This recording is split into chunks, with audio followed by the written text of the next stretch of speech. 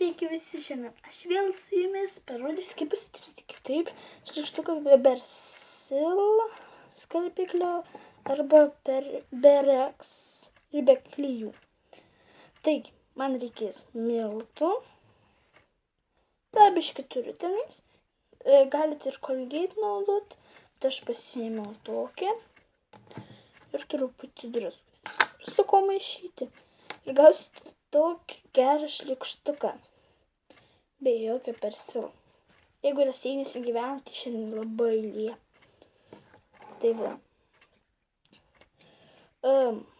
Tai dabar aš paimsiu tą pastą ir įpilsiu į šitą masę, kaip sakant, miltus. Ir truputį druskos. Man maždaug, tai reiškia jau daug truputį. Taigi, dabar turėsiu sumaišyti.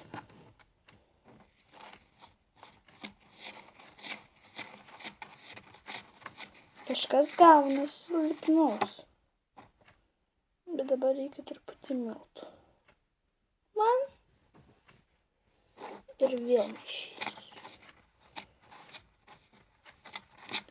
Kažkas turi maždaug gautis. Kažkoksai kvapas turi labai keistas. Turi gautis šlykštukas. Toksai, nežinia, kažkokį gavau. Taigi, dabar aš jį taip minkiusiu. Turbūt kažkas išeis. Ir gavosi. Super duper toksai lipnus šlykštukas, bet geras. Šlykštukas. Truputį miltų su šlykštuko kiekiu. Ir gavau beveik gryną šlykštuką.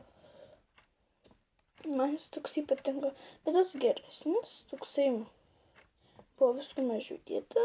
Aš biškį didesnis padaryti su šitą. Taigi taip.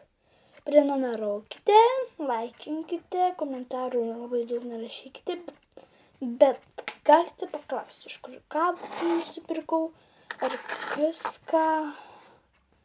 Tiesiog pasiklauskite, parašykite komentarus ir aš jums viską padarysiu. Ir viso gero, laikinkite ir prenumeruokite, neužmirškite.